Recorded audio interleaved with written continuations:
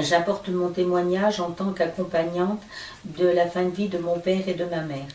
Mon père est décédé en 2013. Il a été placé en hospitalisation à domicile et cette hospitalisation était gérée par un médecin hospitalier, une femme, à qui mon père demandait de l'aide pour mourir. Nous aussi, la famille, une famille unie, avait demandé à ce que ses volontés soient respectées. Mon père avait écrit ses directives anticipées, mais le médecin hospitalier nous a dit qu'elle ne pratiquait pas d'euthanasie.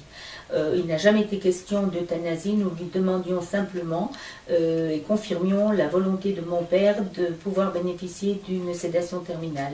Elle n'a jamais reconnu que mon père était en acharnement thérapeutique et mon père est mort après une longue période grabataire et une agonie qui a duré longtemps et il n'a pas été respecté dans sa volonté d'être aidé à mourir plus rapidement et plus sereinement.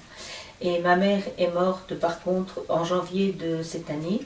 Elle était dans une maison de retraite en Belgique. C'est elle qui a demandé à partir quand elle n'a plus pu supporter ses souffrances. Elle entrait dans le cadre de la loi belge.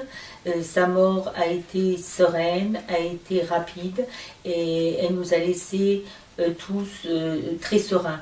En fait, alors que quand je pense à la mort de mon père, il y a toujours une colère qui remonte en moi parce que je me dis qu'il n'a pas pu être entendu dans sa demande d'aide et que le médecin est resté sourd à sa demande. Donc je ne peux que demander à ce que la France fasse voter une loi comme celle qui est en vigueur en Belgique. Les Belges en sont contents, il n'y a pas de raison que les Français ne l'aient pas. Si les Français veulent aller mourir en Belgique, c'est bien parce que la loi est bonne là-bas et qu'elle ne l'est pas chez nous.